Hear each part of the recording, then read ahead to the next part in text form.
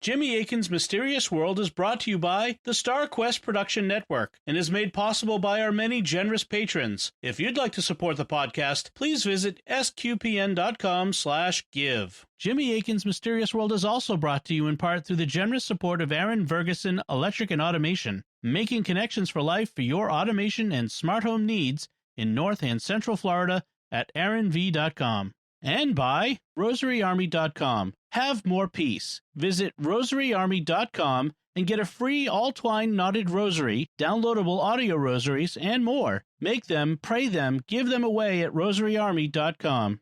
Previously on Jimmy Akin's Mysterious World. We're talking about the Pascagoula Ufo Abduction. Just over 47 years ago, two fishermen in Pascagoula, Mississippi, saw a mysterious object descend from the sky, and they were taken on board by strange creatures that seemed robotic. After the Betty and Barney Hill encounter, it's considered one of the most famous UFO abduction cases in history. We have numerous documents, tape recordings, and witnesses from immediately after the event. So, Jimmy, what theories are there about the Pascagoula UFO abduction?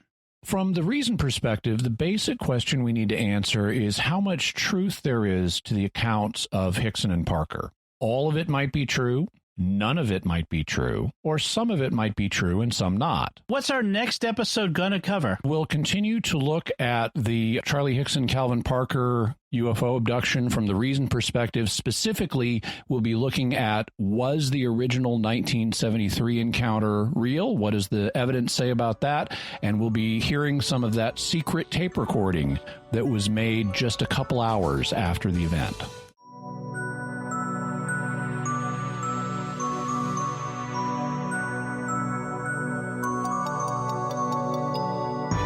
You're listening to episode 128 of Jimmy Akin's Mysterious World, where we look at mysteries from the twin perspectives of faith and reason.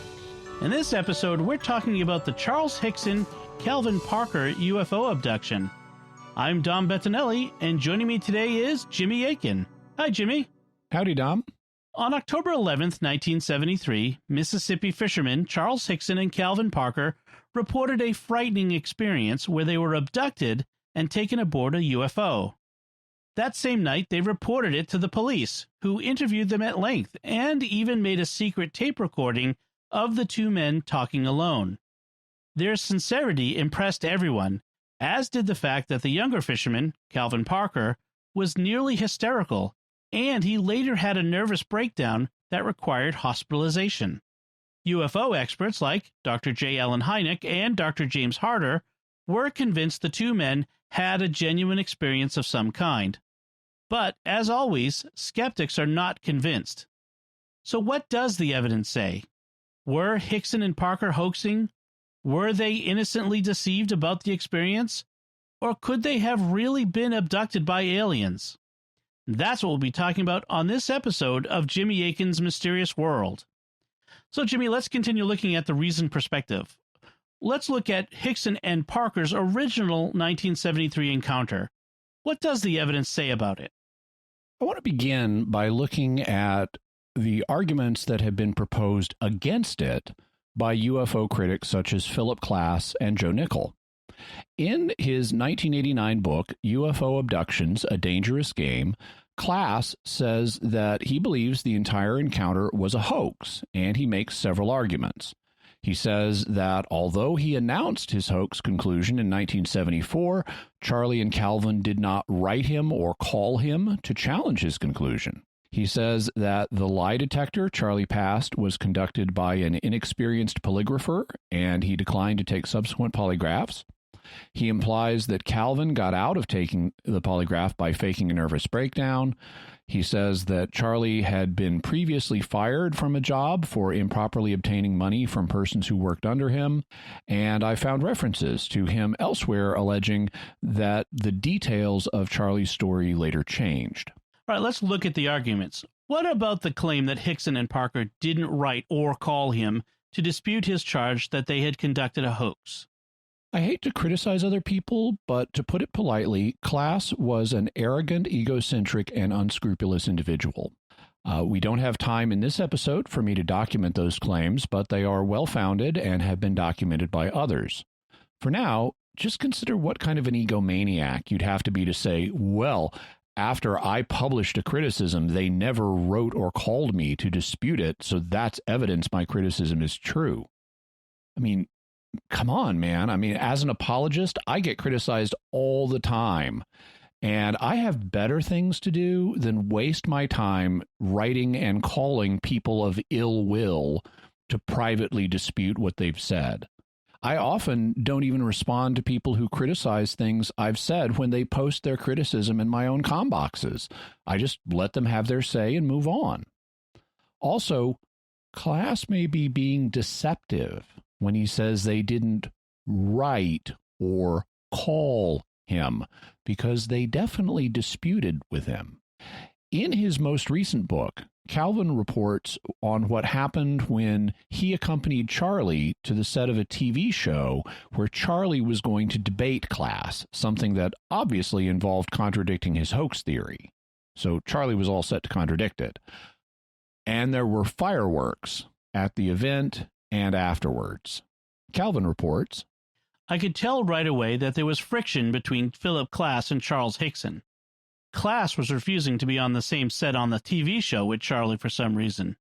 At the time, I can't remember the date, I couldn't figure out what the problem was. All I knew was that there was friction between Class and Charlie. To cut a long story short, neither of them ended up doing the TV show. However, there was a news guy at the TV studio that wanted to take us all out for something to eat. So everyone agreed, and we headed off for some food. As we arrived at the restaurant, I could now see that Class and Charlie were simply not getting along. Class told Charlie that he was a scientist and only dealt in facts. Charlie suggested that we should not talk about the encounter anymore. So Class and Charlie didn't say another word to each other. In the restaurant, I was seated across the table from Class, and Charlie was sat at the other end of the table. When Class asserted his hoax claim in the restaurant, Calvin objected. I now informed Class that he had never asked me anything about what had happened to us.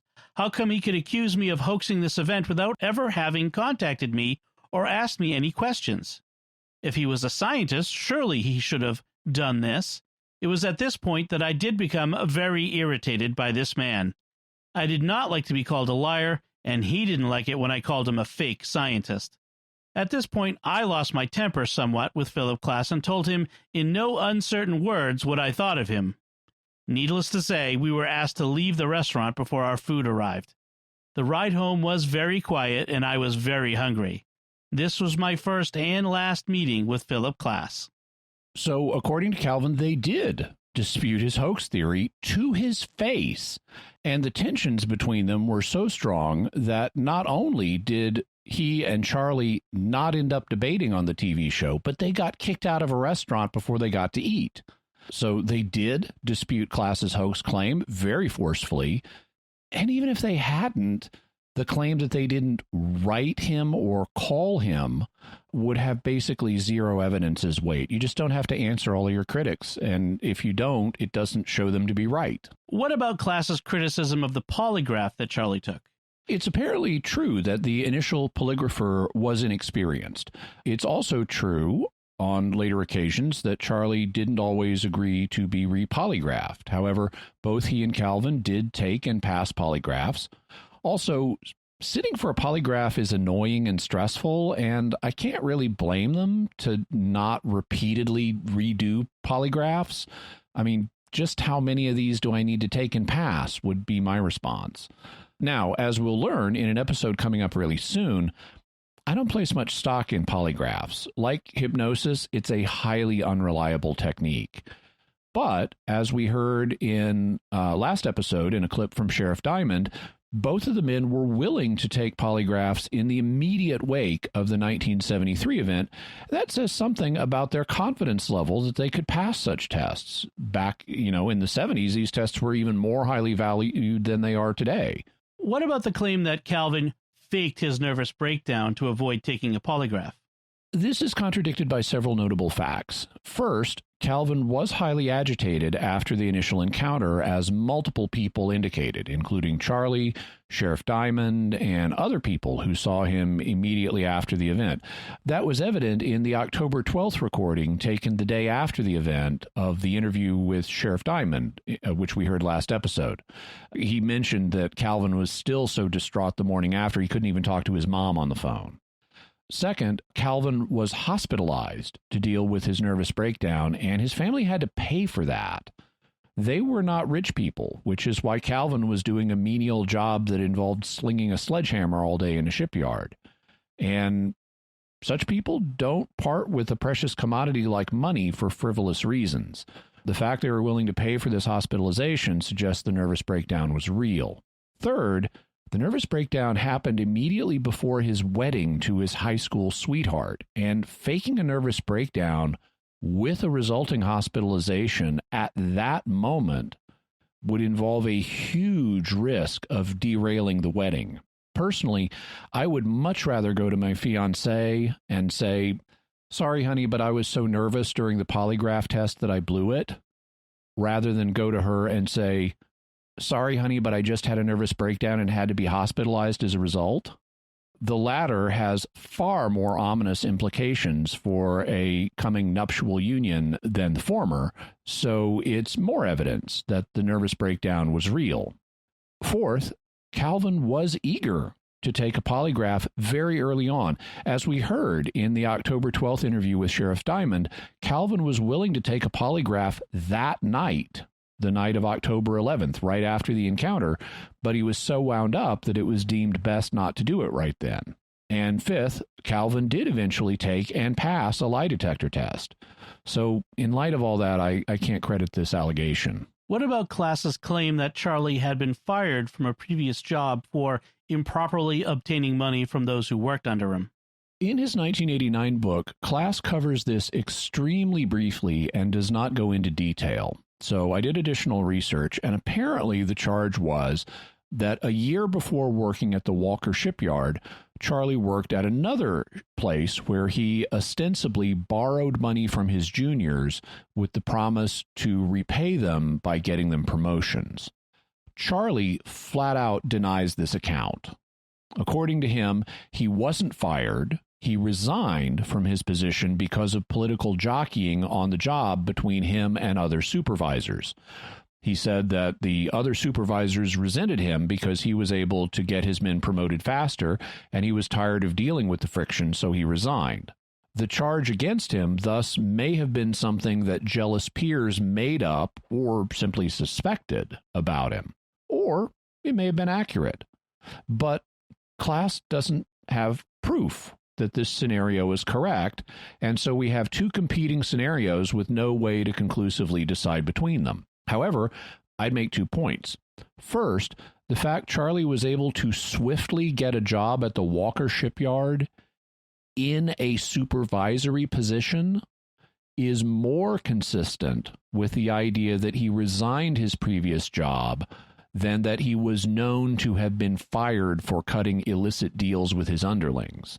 I mean, I wouldn't hire a supervisor who had been fired for doing that.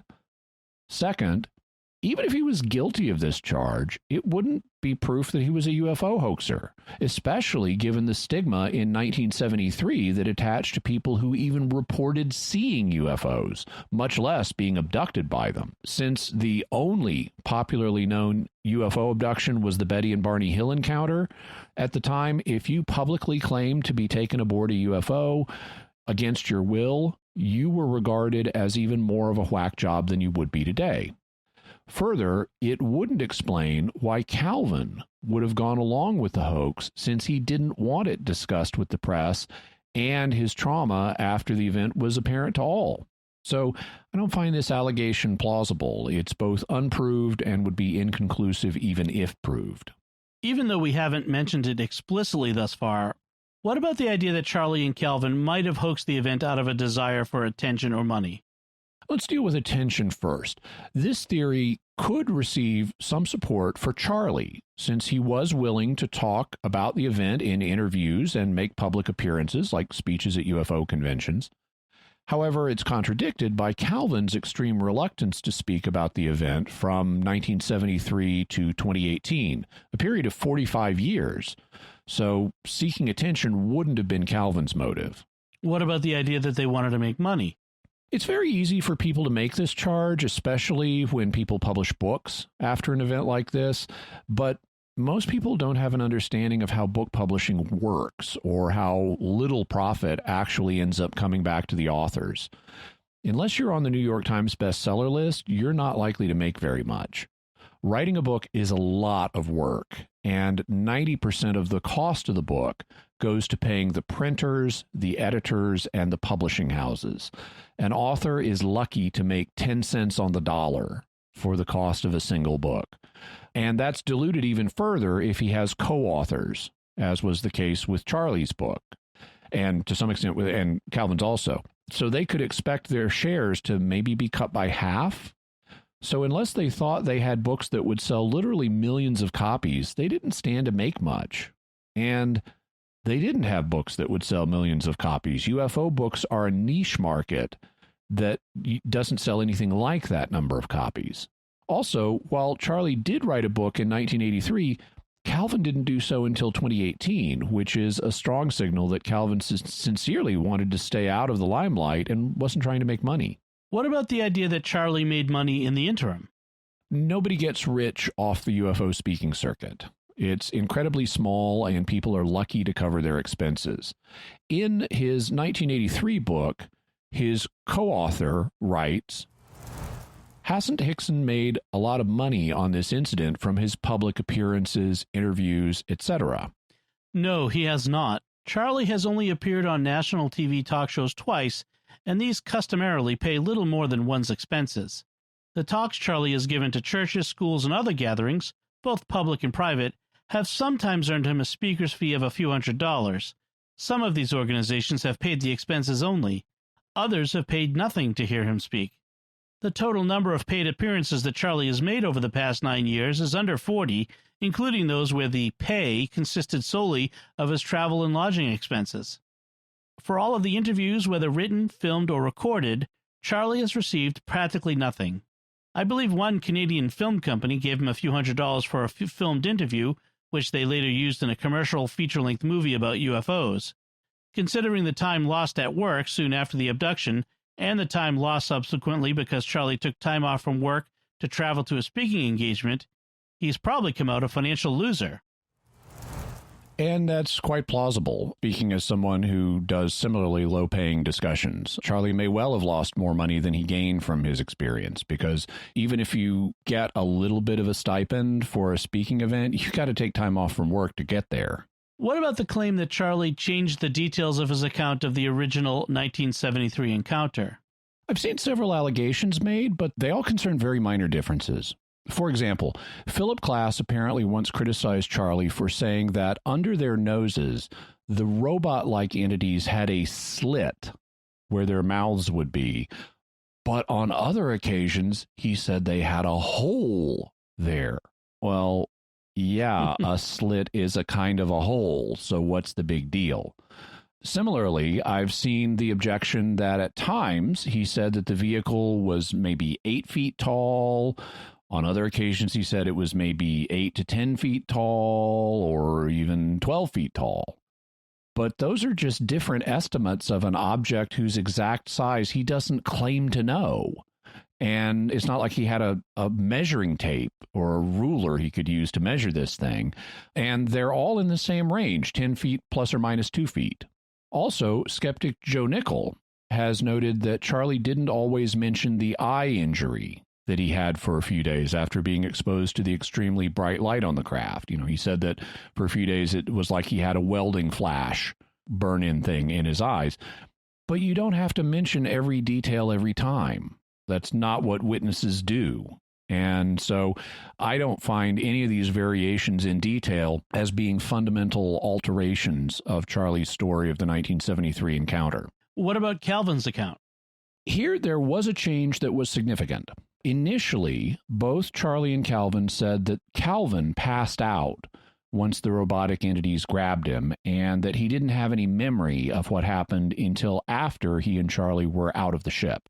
Later, they indicated that this wasn't true, that Calvin did have a memory of being taken aboard the ship, but he was so traumatized by the whole experience, he didn't want to deal with the police and the press about what happened to him, so they would minimize what happened to him in their story. It was thus a defensive lie to protect the fragile and emotionally overwrought Calvin. This is consistent with the fact that Calvin was very reluctant to speak to the press, and it's consistent with everyone's perception that Calvin was by far the more shaken up of the two, something that was being reported the day after the event took place, as we heard in the interview with Sheriff Fred Diamond. This is Harold Camillo speaking to you from the Jackson County Sheriff's Department here in downtown Pascagoula, where this morning we had an interrogation or interview with two of the gentlemen that reportedly sighted and were taken aboard a UFO late last night in the Goche area. And we have with us Sheriff Fred Diamond. This is what we understand, Sheriff Diamond, that the two gentlemen, Charles Hickson and Calvin Parker, are being checked out for radiation at this time. I understand, Sheriff Diamond, that the youngest man, 18 years old, I believe, Calvin Parker, is still in quite a bit of state of shock. And that's very, very much true. He's still very, very upset. Their attorney has advised that there will be no interviewing because the men, according to the attorney, are still in a state of shock, especially the young boy. Everybody that we have talked to that have talked to the men tend to believe their story. How about you? Yes, sir, I definitely believe their story. Did we have a lie detector test? I think it was the young one, the 18-year-old man, said he was willing to take the test even last night. That's very true, and he got very emotional up here this morning. I noticed, especially, we keep talking about the 18-year-old, and he is really upset by this situation. That's true. I got a call from his mother about 45 minutes ago wanting to talk to him, and he's not even in the condition to talk to his mother at this time. They're going to the hospital, and I think they will give him something to quieten him down. So Sheriff Diamond thought the men, and particularly Calvin, would need a tranquilizer to help them settle down after the manifest trauma they experienced from the event. Normally, I would look upon a dramatic change in a person's story, like the change from "I don't remember being taken aboard the craft" to "I do remember being taken aboard the craft," as a major sign that the story is being modified and thus may be false. However, in this case, I can understand up to a point why they might say this to protect Calvin and try to keep him out of it, if we have confirmatory evidence that the overall experience happened. Do we have confirmatory evidence of the overall 1973 experience?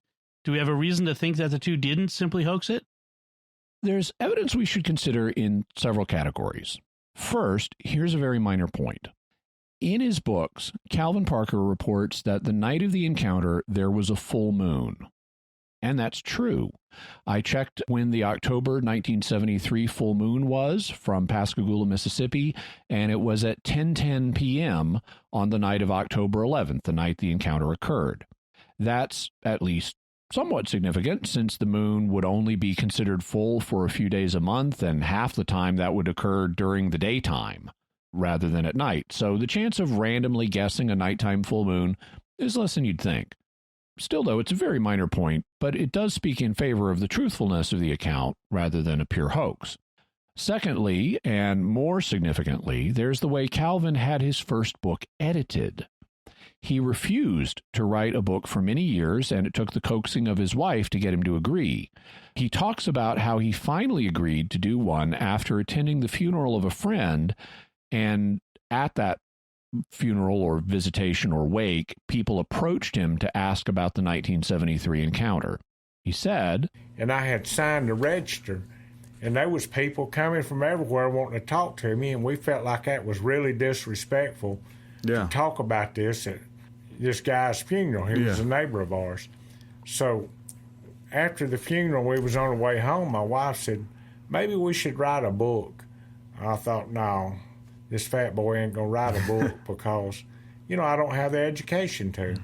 And I had dodged this all these years from 1973 on, I never talked about this to family, to friends, to no one. So it come after the wake, I got home, and I didn't know more than get home. Then Philip had searched me down, been hunting me for years, wanting to interview me on another subject, because he didn't think I would write a book. Yeah. So we talked about it, and he asked me if I would consider it. And, of course, I was going to blow him off. I said, of course I'll consider it. I'll let me find a ghostwriter or something. Yeah. But in the back of my mind, I was blowing him off, and I was blowing my wife off. I didn't really want to do a book. So he called back one day, and he said, why didn't you want to write a book? I said, because everybody changes stuff. You know, you give a press release, time you get the press release out there, it's 100 times more than what it was and all. And I said, I will write a book. I do not want the book edited in no way. Yeah. And believe it or not, he agreed. Being a publisher, and a good publisher he is, he did agree not to edit the book. And in ways, that was a mistake for me, because I could have let him edit the spelling and all over it, but I didn't. But people love this like it is. They say it's like sitting in the living room listening to you tell the story. So Calvin didn't regard himself as having the education to write a book, but his wife and publisher Philip Mantle asked him to do it. When he did agree, he insisted on a very special requirement that his editor not touch his words. And he recognizes that the book could have benefited from editing, and I agree with that. I got the book, and it does read very much like informal speech with redundancies and other issues that professional editing would have cleaned up. Now think about this. If Calvin were a hoaxer, someone who was not concerned about the truth and was concerned about things like money or attention, then he would be more likely to welcome editing so that he'd look better, attract more admiration, and sell more books. The fact he rejected professional editing is more consistent with the idea that he really cares about the truth and wanted to make sure that his story was not augmented or tampered with, even if that meant he was going to be revealed as an uneducated man. So Calvin's no editing demand speaks to his concern for truth and against the idea of a hoax. Third, we have independent witnesses. For a start, there's the fact that Charlie also testified to the reality of the 1973 event, though you could dismiss that on the grounds of Charlie being in on the hoax. However, there are a bunch of other witnesses. In the years since 1973, multiple witnesses have come forward and said they saw the same event, or at least the same craft. Some have come forward very recently, since the publication of Calvin's 2018 book, with some saying that they didn't come forward earlier because of the stigma against saying you'd seen a UFO in 1973. While this stigma is real, I still value the testimony of witnesses who show up 47 years later less than I value the testimony of those who speak up immediately. But, as we heard in the clip from Sheriff Diamond from October 12th, 1973, the morning after the encounter, there were multiple people who said they saw the UFO and who came forward immediately. This same object that was supposed to have picked these two men up was spotted about 45 minutes earlier up near the Van Cleve area. It was also spotted by 2 or 3 people in Pascagoula.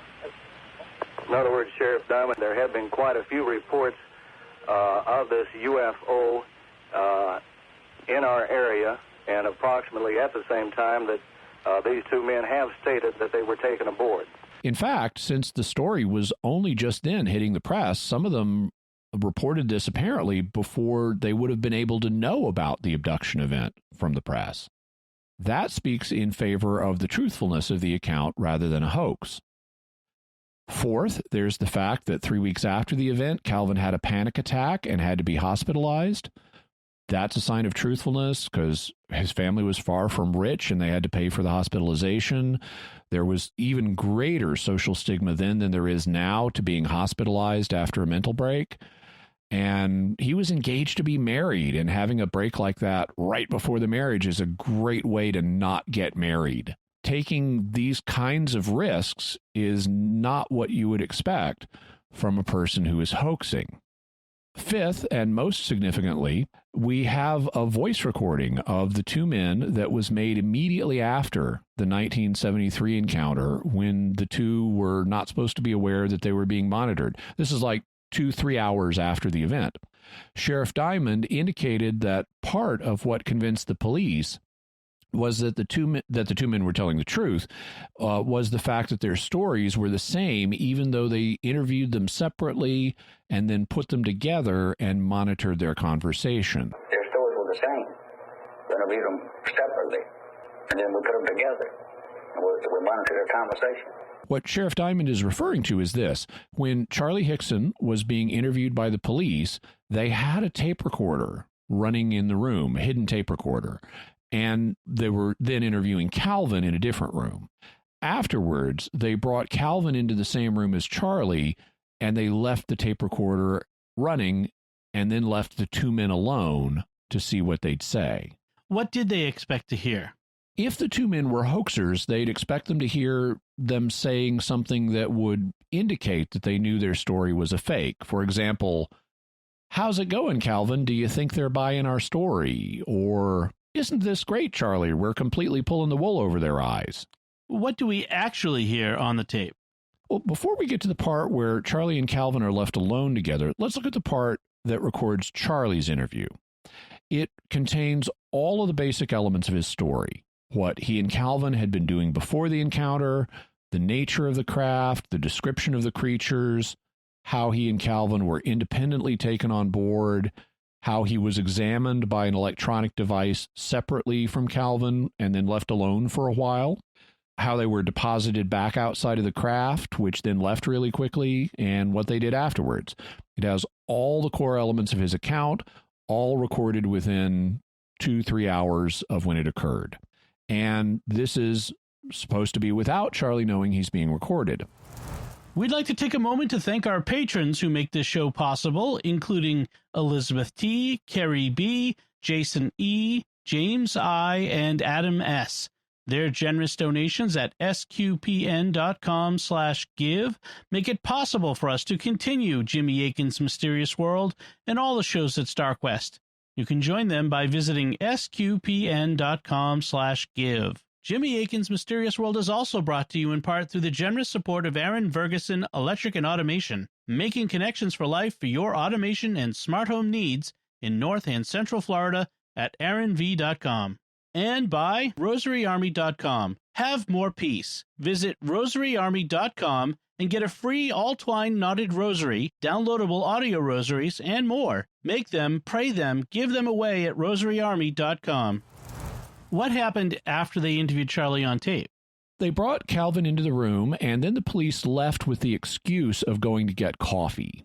They left them alone for about 5 minutes to see if they would say anything indicating that they weren't sincere.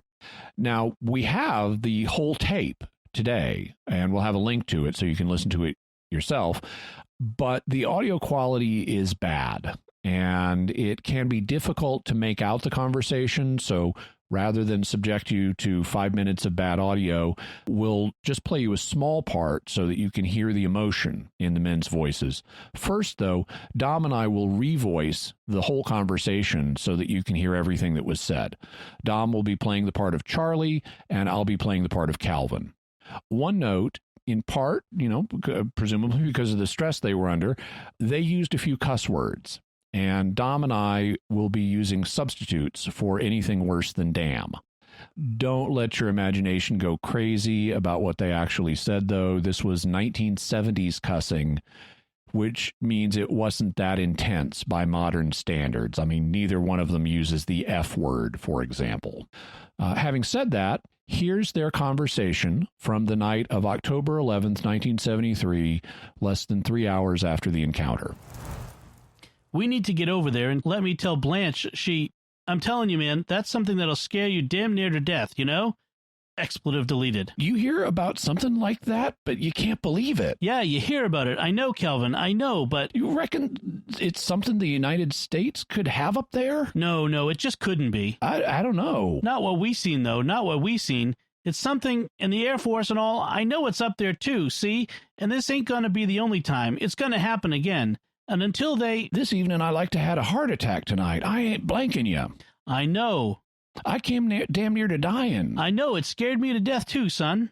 I just damn near crying right now. I can't... I know. It's something you just can't get over in a lifetime. See?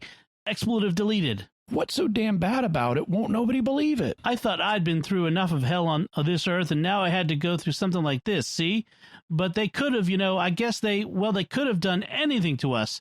They didn't hurt me. You reckon why they just picked us up? I don't know. I'm telling you, man, I can't take much more of that.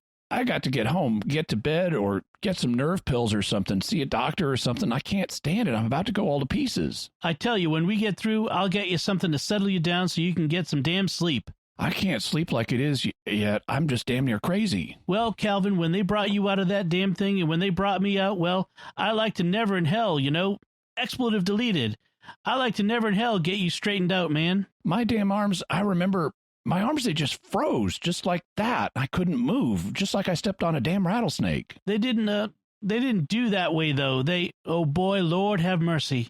I passed out. That's the first time in my life I ever passed out. Calvin says something inaudible, and it is. I've never seen nothing like that before in my life. It's something. You can't make people believe in that, though.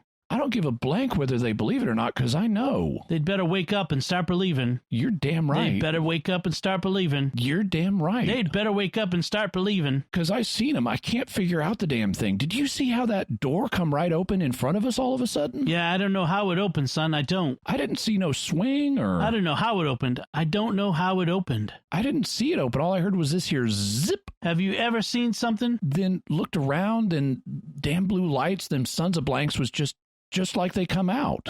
I know, you can't believe it, and you can't make people believe it. I paralyzed right there. I couldn't move. They're going to believe it one of these days. They're going to believe it one of these days. It might be too late. I knew all along there was people from other worlds up there. I knew all along. I never thought it would happen to me. You know I don't drink. I know that. We're going to be accused of being a damn dopehead and everything else, because I know I ain't. Any very little I drink, and I drank some a while ago when I got out of the damn thing to settle my nerves. Calvin says something inaudible. And I'll probably take me a couple of drinks when I get to the house and make me sleep. I'll tell you something. If I thought it would help my nerves, I'd go drink something right now. When I get to the house, I'm going to get me another drink and make me sleep because I can't. I can't. It's something I won't never forget it. Look, what are we waiting for on? I got to go tell Blanche. Why did they say we had to wait? I gotta get to the house. I'm done sitting here getting so damn sick right now. I ain't blanking you. I gotta go to the house. Wait a minute. Let me go talk to him. So instead of saying things like, do you think they believed us, or it's going well, we're putting one over on them, Charlie and Calvin were saying things like, do you think the United States has anything like that up there? And I like to had a heart attack tonight. I came damn near to dying. I'm damn near crying right now. They could have done anything to us. I need to get to a doctor and pick up some nerve pills, all kinds of things like that. And just so you can hear some of this in their own voices, we'll now play a part of the actual clip for you, a short part. Because it's hard to hear, though, here's the part of the conversation that you should listen for, and Dom and I will read it more slowly this time. Calvin starts by saying, you reckon they just picked us up? I don't know. I'm telling you, man, I can't take much more of that. I got to get home, get to bed, or get some nerve pills or something, see a doctor or something. I can't stand it. I'm about to go all to pieces. I tell you, when we get through, I'll get you something to settle you down so you can get some damn sleep. I can't sleep yet like it is. I'm just damn near crazy. Well, Calvin, when they brought you out of that damn thing and when they brought me out, well, I like to never in hell, expletive deleted. I like to never in hell get you straightened out, man. My damn arms, I remember my arms, they just froze, just like that, and I couldn't move, just like I stepped on a damn rattlesnake. They didn't do that way, though. Oh boy, Lord have mercy. I passed out. That's the first time in my life I ever passed out. Calvin says something inaudible, and it is. Now, here's the recording. Maybe why they just picked us up. I don't know.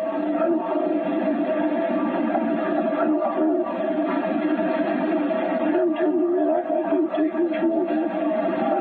I know you. I'm going to bury get some nerve pills or something down doctor or something. I can't stand it. I'm about to go on the pace. I'll take you by the, when they get through us, we'll go by the phone. I'll get you something, settle you down with so you get some damn sleep. I can sleep that like it is, but I understand you're crazy.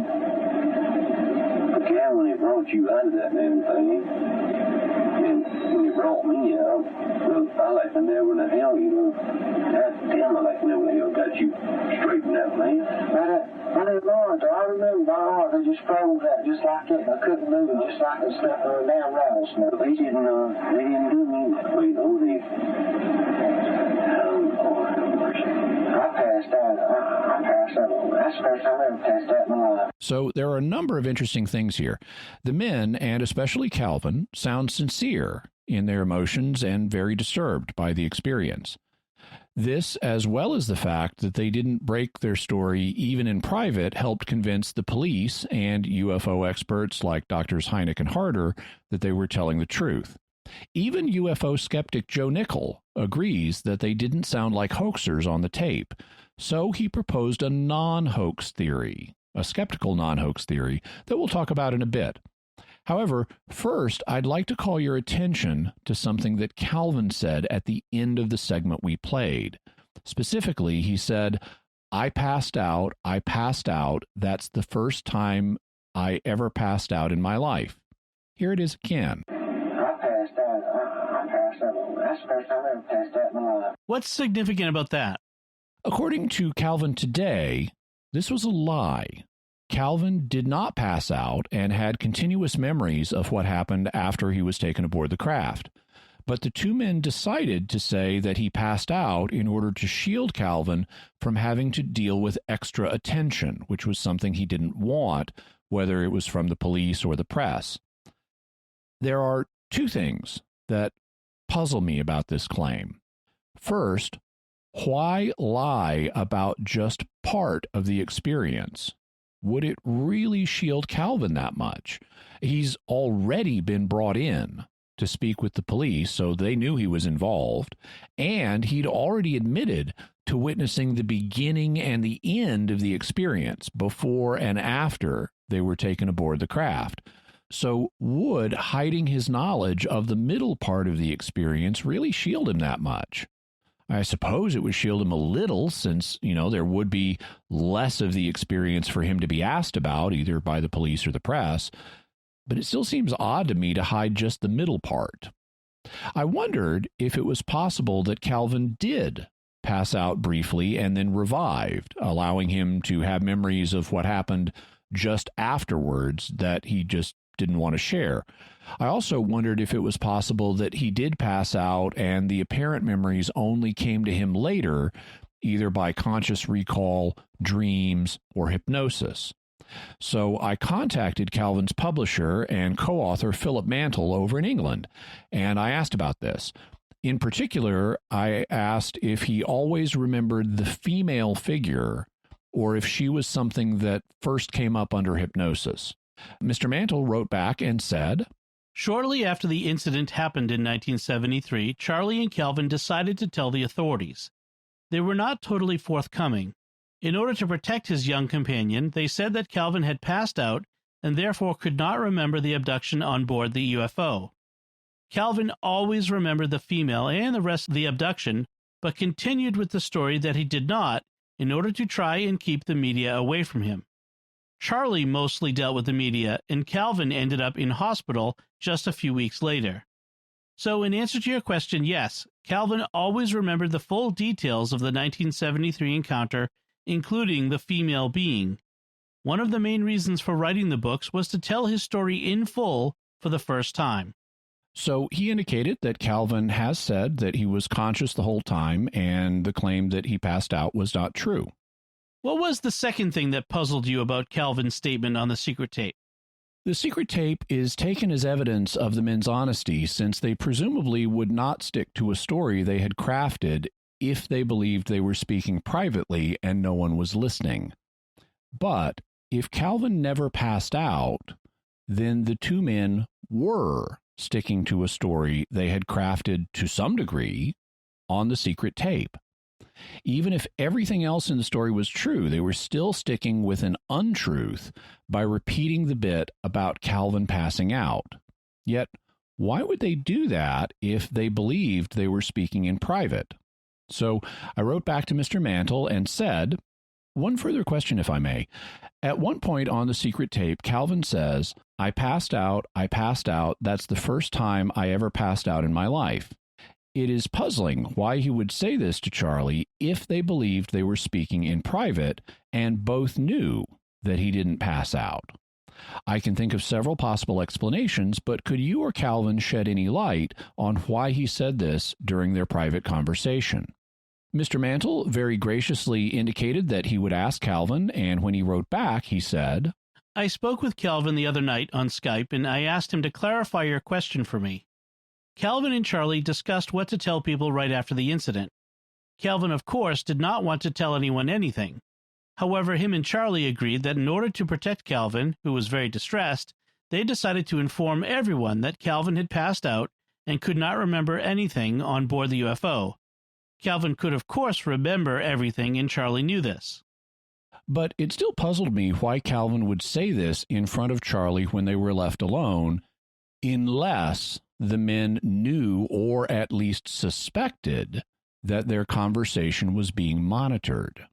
So I asked Mr. Mantle about that, and he replied, To the best of my knowledge, they had no idea they were being recorded. Calvin, by that point, was very distressed. Make of it what you will. There are a whole bunch of assumptions that could be made, I'm sure, but in the 2 years that I've known Calvin, I have found him to be an honest and honorable man. And from reading his books and watching multiple interviews with him, Calvin certainly comes across as a very down-to-earth, sincere man. But I think this does diminish the evidential value of the secret tape. We don't have any evidence that the two men found the tape recorder while they were left alone. We ought to hear a noise like a drawer being opened if that had happened, but we don't hear that. But Charlie and Calvin must have at least suspected that their conversation was being monitored, either by tape or by someone listening in the hall or in another room. And that's what prompted Calvin to repeat the idea that he had passed out, to bolster at least that aspect of his story. The question then would be, were there other things they said on the tape that weren't true, but that they repeated to each other to bolster their story in case they were being overheard? Could they have been lying about the whole thing? I can't rule it out. However, we do have some evidence pointing in the other direction. They did pass polygraph examinations, and Calvin did so after he admitted to being awake the whole time. I still don't think very much of the evidential value of polygraphs, but that's something. The men impressed everyone as very sincere right after the event, and Calvin in particular impressed everyone as being sincerely freaked out. They also sound sincerely shook up and trying to come to grips with what happened to them on the secret tape. Calvin's nervous breakdown 3 weeks later that required hospitalization, that's not something you tend to fake, both because of the expense and because it was right before his wedding. We have other witnesses of the craft from the night of the reported encounter. Calvin manifestly wanted to avoid attention to a substantial degree because he largely stayed out of the limelight for the next 44 years. And when he did agree to write a book on the subject, he insisted that it not be edited, despite the fact that he believed he was not educated enough to write a book. So while I think that the evidential value of the secret tape is not as great as it could be, because they show an awareness that they might be being overheard, there is additional evidence that supports aspects of their story. You said UFO skeptic Joe Nickell developed a non-hoax theory to account for the experience. What does he think? Charlie and Calvin both admitted to drinking a little bit of alcohol after the event to settle their nerves, and Nickell speculates that they may have been drinking earlier, causing them to doze off. Now, actually, the drinking isn't essential to his theory, but the dozing off is. They both need to fall asleep. He thinks that Charlie then woke up but suffered from sleep paralysis. One of the characteristics of sleep paralysis, as the name indicates, is the inability to move, which often causes anxiety in the people who experience it. They also commonly sense the presence of one or more beings who are perceived as threats. And I can testify to that because in the past I've had a few cases of sleep paralysis, though it hasn't occurred in years. When I did have them, I would wake up, I couldn't move, and I felt anxiety about not being able to move. And I thought there might be someone in my house who shouldn't be. I thought it was a human in my house, but others have thought it might be a ghost or an alien. And so sleep paralysis is commonly proposed as an explanation for nighttime alien abduction encounters. In any event, Nichols' proposal is that Charlie dozed off, woke up with sleep paralysis, and the part of his brain responsible for dreaming created the alien abduction scenario, including his own paralysis, which was incorporated into the dream. That could explain Charlie's belief that he'd been abducted, but what about Calvin? It would be really unlikely to have two people both doze off, have sleep paralysis, and dream the same abduction scenario. It would, so Nichols proposes something different for Calvin. Unfortunately, he relies on the initial claim that Calvin passed out. He speculates that after passing out, Calvin woke up and Charlie told him that the two of them had been abducted and then managed to convince him of that. Calvin's apparent memories of the event were thus produced by what Charlie told him plus his own imagination. What do you make of Nichols' theory? Like anything else, it's possible. I don't find it particularly likely. In the first place, he adjusts elements of their story to fit his theory, like proposing that they'd been drinking all along in order to explain why they passed out together, though neither of the men seemed drunk when the police interviewed them. Second, even if the two guys did pass out or just fall asleep while fishing, and one of them had a sleep paralysis experience, how easy would it be for him to convince the other that they had both been abducted by a UFO? I mean, imagine yourself in that situation. If you and your fishing buddy fell asleep and suddenly he's telling you that you were both abducted by a UFO, how easy would it be to convince you and get you to manufacture memories of the beginning and end of the experience? Third, according to what Calvin later claimed, he never passed out, in which case he was conscious the whole time and thus would not have had the kind of missing time that Charlie's dream scenario would need to be convincing to him. I mean, imagine that just your fishing buddy falls asleep, and when he wakes up, he tries to tell you that you were both just abducted by alien robots, even though you've been awake the whole time and have no missing time. Which would be more likely, that you'd say, wow, you're right, or dude, you were just dreaming. So I don't think that Nichols' non-hoax theory is particularly promising. Is there any other evidence that could help settle the question? Potentially. After Calvin released his first book in 2018, Dr. Hynek's Center for UFO Studies, or CUFOS, did some digging in their files, and they found a document from right after the event. It describes a physical examination made of the two men by Dr. Harder, and he sent a copy to Dr. Hynek, which is why it was in CUFOS' files. You'll recall that Charlie reported being injected by a tranquilizing and paralyzing agent in his left arm. Calvin also thought he had been injected in the arm, but in the secret tape, he compares his sudden paralysis to stepping on a rattlesnake, an image that involves his feet. Here's what Dr. Harder's document said. Approximately 72 hours after Charles Hickson and Calvin Parker had been abducted into a strange glowing object by humanoid-type beings, certain markings were found on their bodies of which both men could not account for their presence when questioned about them. At the time of questioning, these two men both still showed signs of being in a mild state of shock. Both men's pupils showed signs of being dilated, and the reactions to light by the pupils were very slow in relation to what they should have been, suggesting that their eyes had been affected by the artificial intense lighting inside the craft. Their reaction time to certain stimuli response activities was also very slow. 3 puncture-type marks were noted on Charles Hickson's left arm as indicated in the photos that were taken in his home that night by me in the presence of his wife and son-in-law and the son-in-law's wife, and Calvin Parker. A close examination revealed that the epidermis had been penetrated as if by a needle-like device in several different areas of the left arm at the same time. Certain sections of the epidermis had been removed in a circular fashion, although very small sections which could have only been observed by close inspection. The rest of Charles Hickson's body was also inspected. No other marks or rashes were noted. Calvin Parker's body was also carefully inspected. Puncture-type marks of the same fashion were noted on the inside of his left foot, as indicated in the photos. No other marks or rashes were noted on the rest of his body, except for naturally occurring blemishes and pimples. So there apparently was some unusual physical evidence found on their bodies in the form of puncture marks on Charlie's left arm and Calvin's left foot. So, Jimmy, what's your bottom line on the Pascagoula UFO abduction mystery?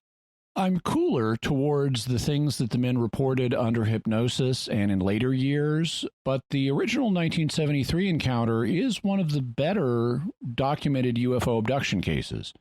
The secret tape does not have the kind of evidential value it otherwise could, since Charlie and Calvin apparently at least suspected that their conversation was being monitored.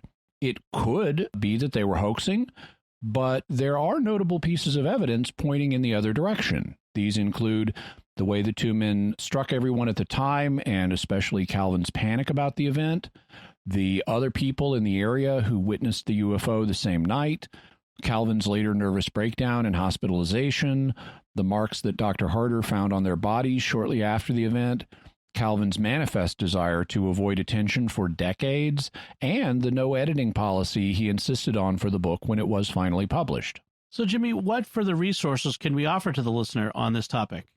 We'll have a link to Calvin Parker's book, Pascagoula, The Closest Encounter, and the follow-up book, Pascagoula, The Story Continues. Also, Charles Hickson's book, UFO Contact at Pascagoula, the Pascagoula documentary that Calvin recently participated in, interviews from both 1983 and 2002 with Charles Hickson, webpage on the Pascagoula abduction and the history of wildlife tracking and mechanical telepathy, and Joe Nichols' Skeptical View, also a podcast that Calvin Parker recently did, and the Pascagoula full moon calculator, so you can verify my calculations of when the full moon was. All right. So let's move on to our mysterious feedback. This time we're hearing feedback on our episode on Father Rodrigue, the Apostle of the Last Time. And the first feedback comes from Sean, who sent this email. I just listened with fascination to your latest episode about Father Michel Rodrigue, and with horror in hearing a Roman Catholic priest who is clearly, in my opinion, a seriously disturbed fantasist. Your comment about the Russians letting loose a biological weapon in a restaurant immediately struck a chord with me, as that is exactly what happened in my hometown of Salisbury in 1998 when Russian agents attempted to assassinate a Russian defector with a nerve agent. I can testify that, as you suggest, within hours, the town was filled with the world's press and TV, and many parts of the city were in lockdown or out of bounds for months while they were decontaminated. At the same time, a massive police inquiry involving police and the security services began. If Father Michel's poisoning story had taken place, it would have made news around the world. Thank you, Sean. And for people who are not as familiar with this event, we'll have a link in the show notes for a Russian bioweapon released in Salisbury, UK in 1998. That's a famous event in the history of espionage. Stephen sends an email. He says, I have to say that I was taken aback after hearing clips of Father Rodrigue seemingly disrespecting the office of the bishop, as well as learning that he may have performed exorcism without the local bishop's permission. It seems that he violated a promise that every priest makes to be respectful and obedient to his bishop and his bishop's successors. That was one of the biggest red flags for me. My question is, at what point would Father Rodrigue's actions, such as these, become subject to disciplinary actions by the church? Well, I think they already have. He is now living as a retired priest in the Diocese of Amos, and he's been removed from or asked to resign or told to resign or otherwise removed from the different functions he was performing for the diocese, and it's possible that the bishop could take further action against him, so we'll have to see. Joan sends an email and says, I want to thank you for your excellent podcasts on Father Rodrigue. I was very disturbed by things he said and wrote too. One thing that upset me was the demand for a blessed picture of the Holy Family in homes. I immediately panicked, thinking, how would everyone know? Thank you for sharing your reasoning with us. I knew it disturbed me, but didn't know how to work it out. Thank you, Joan. I'm glad that the episode helped you get some peace about that. Zverker writes on YouTube, well, as a Catholic in a state of grace, I have nothing to worry about. Either October will pass without anything out of the ordinary happening, making Father Michel Rodrigue a fraud, although he will probably adjust his predictions, or the illumination will take place, which would be a great grace and mercy from God. A win either way. Indeed, although I should point out that Father Rodrigue didn't say that the illumination of conscience specifically would happen in October. He said great things would happen in October that apparently are part of his overall scenario. So unless things in his scenario start happening, and we're recording this in October, but if you're listening to it in November and we haven't modified it, guess what didn't happen in October? Things in Father Rodrigue's plan. I'm making a prediction. We will not have to modify this episode. Yeah. All is Grace writes on YouTube, I appreciate this episode. I have enjoyed and gotten a lot out of much of the Countdown to the Kingdom videos, but something about Father Michel Rodrigue's videos did not set well with me and gave me an uneasy feeling. I like that you mentioned your amicable interaction with Daniel O'Connor. I really appreciate him. Yeah, I really appreciated him too, and Christine Watkins. They both were very classy, even though it was obviously, both of the episodes were ones where, to one degree or another, it was a sensitive issue because I was going to be critiquing these things. They were both very amicable and very helpful and just really both displayed a lot of class. Chip writes on YouTube, I will say that I'm in my 30s and have numerous memories from when I was 3 and 4 years old that are reasonable and clear, and that I think are reasonably reliable, so I can't share your skepticism about that particular detail. I think you missed one major implausibility in the story about the woman that he resurrected at Mass, although that story was so full of ridiculous details that I can't blame you for overlooking one of them. There is absolutely no way that the doctors would have pronounced her dead on the scene. I know that on TV shows you always see people doing improper CPR for 30 seconds and then giving the person up for dead, but that's not how CPR really works. CPR rarely revives people. Its real purpose is to keep a person with no breathing or heartbeat alive until you can get them to a hospital. You pointed out that according to the story, they did call the paramedics and that the hospital was about 12 minutes away. It would have been a serious stretch of credibility for even one doctor to have pronounced her dead under those circumstances.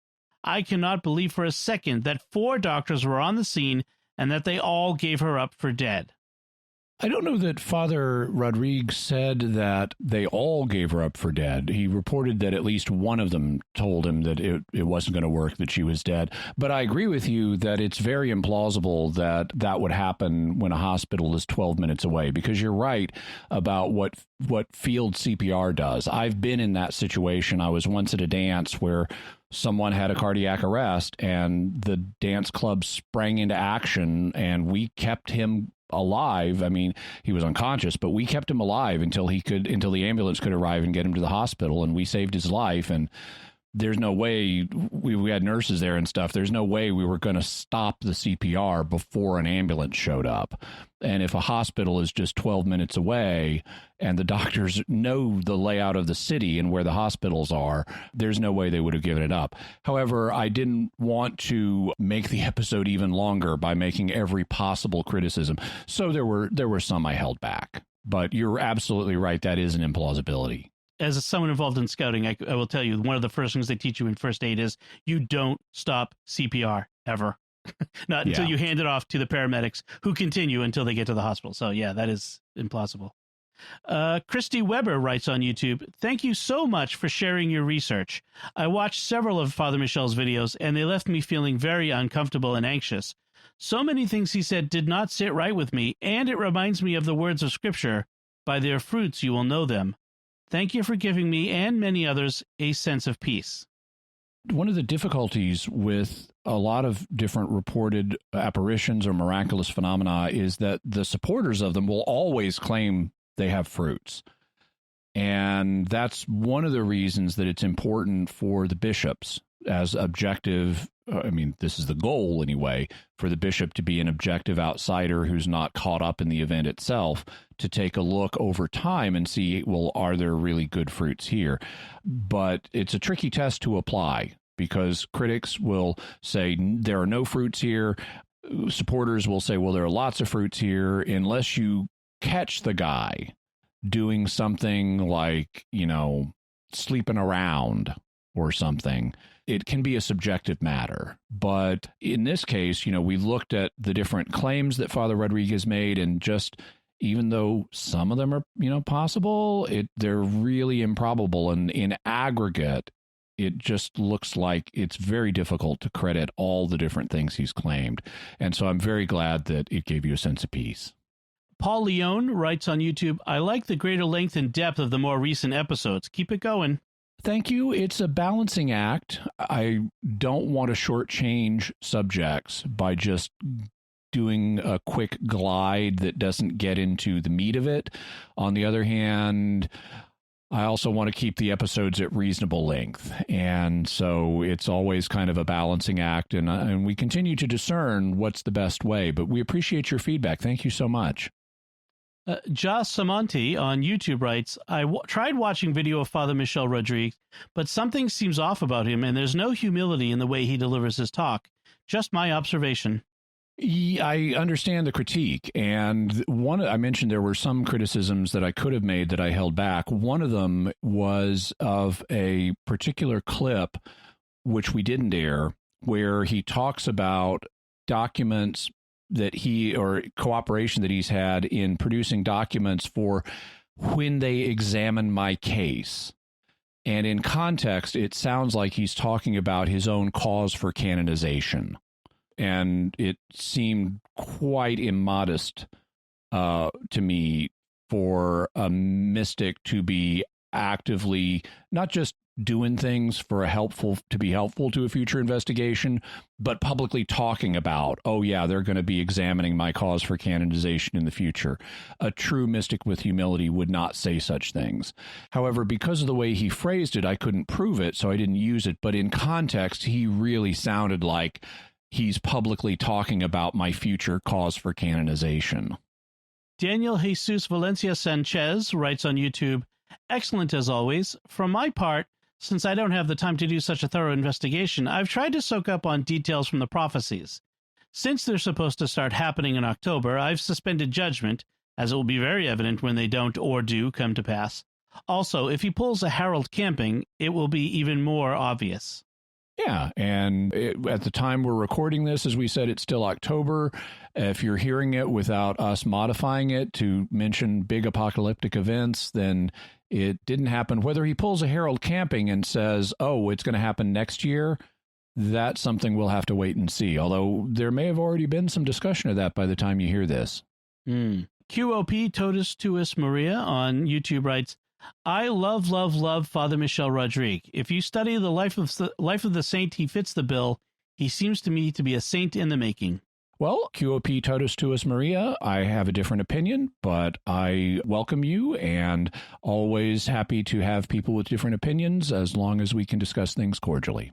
And I pray that he is a saint in the making. Yeah, I pray that we all are. Chateau Mojo on YouTube writes, sometimes when you are embarrassed or otherwise flustered, you involuntarily laugh. It's happened to me and under serious and even dangerous circumstances. He's speaking a language he doesn't know well, and that itself can make you pretty anxious. Just saying. But the remarks about the woman's chest are just inappropriate, even if he wasn't a priest. The story about the fire is clearly pathological lying, and it's creepy. Thank you, Chateau Mojo. Jason Hall writes on Facebook, excellent episode. I am continually amazed at the amount of charity you display toward the subjects of your podcast, even when the ultimate verdict isn't positive. It was great you were able to let a lot of his claims be told in his own voice. The story about the woman being raised from the dead during Mass was, even in his own telling, patently absurd. If you get taken to the hospital halfway through Mass, even if you have nothing wrong with you, you won't see anyone to tell you that and get the paperwork done in time to get back. And yeah, there would be a news story somewhere, or at least other people at the Mass who would have told the story. Thank you, Jason. And I agree. And one of the reasons I wanted to use the audio clips of him speaking was so that you can hear him in his own voice. I think hearing someone and how they present themselves is important to weighing what the person is telling you. And so whenever possible, I want to present the person's exact words in their own voice. Gerardo Escobedo Sainz on Facebook writes, I really love the way you brought the sense and experiences of UFO abductees as a preamble to the religious seers and experiences. It's kind of a mind prep for what's coming. And regarding the Father Rodrigue podcast, you took a very grounded approach. In fact, whenever I explain something to friends and family on questions about religion, I always have in mind Jimmy's word, "it depends," before an answer. It gives the audience a sense of openness and deep listening. Thank you, Gerardo. I'm glad that you appreciated what we were trying to do by making the comparison to UFO contactees and seeing what lessons could be learned from that field that we then might be able to apply in looking at apparitions. It was originally the Father Rodrigue and Warning episodes were going to be one thing, but as I developed the outlines, I realized they needed to be two things. And the material analyzing the UFO contactees ended up in the first part, even though it really was more relevant to the Father Rodrigue part. So I knew that not everybody would see the connection immediately and think, why do we have this UFO material here? But it would ultimately pay off. And so I appreciate that you recognized what it was for once you got to see the whole picture. It wasn't extraneous. I think that we can learn different things by looking at parallel fields. In terms of me saying it depends, I guess I say that sometimes, but people often aren't aware of the details of their own idiolect, their own personal manner of speaking.